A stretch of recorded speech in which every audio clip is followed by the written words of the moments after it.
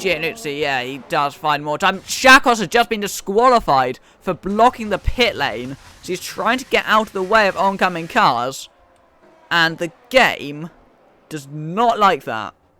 Luke the Blade is in the final corner now. But he's coming into the pit lane with only 50 seconds to go. Luke the Blade won't be improving here.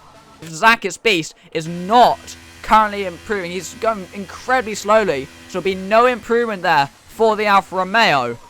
Giannuzzi probably needs this lap. He's only one position ahead of... only 2 ahead of the drop zone at this stage. He jumps up into P10, which should be enough to get him through. Perkins does enough to jump up into P14, but then that becomes P15 again as Techsport jumps in P11.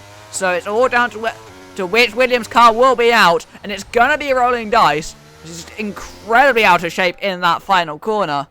And so Perkins has just about scraped through ahead of her teammate in rolling dice. Up to the line for the Aston Martin. Finds half a second to get him through right on the edge though.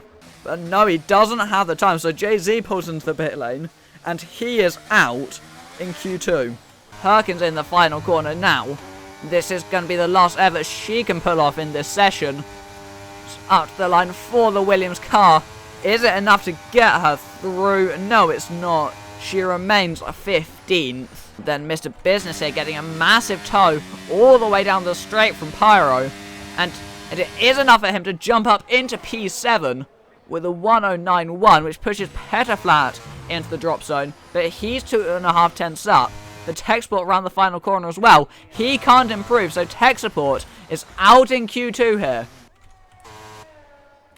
Then it's all pretty much down to Petterflat as Giannuzzi is also knocked out.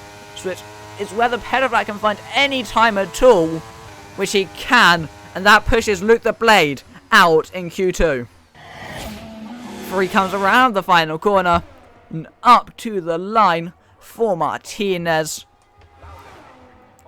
who sets a 108.7. Pyro can only manage a 109.9. Mr. Business around the final corner is going to come up to the line as well.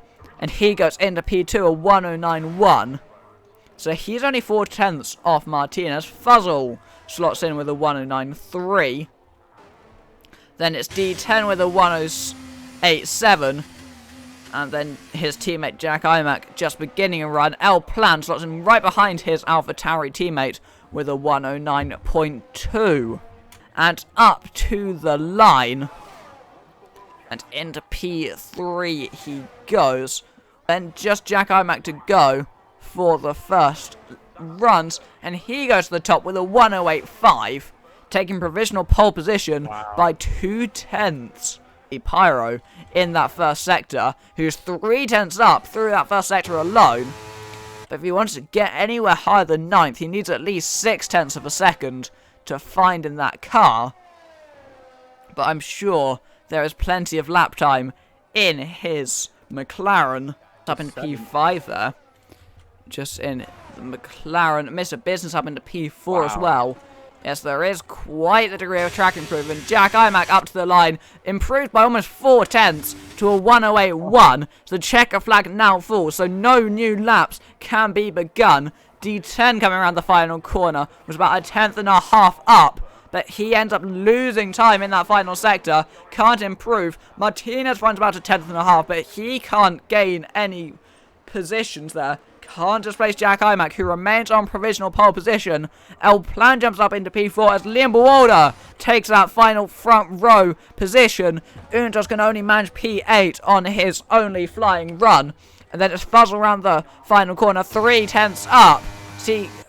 But he can only manage P8.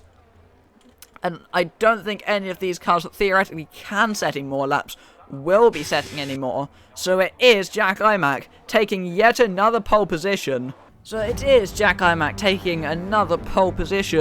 Followed by Liam Warder on the front row. Then following them will be Martinez, then D10, El Plan and Mr. Business, followed by Pyro, Fuzzle, Unistos and Petterflat.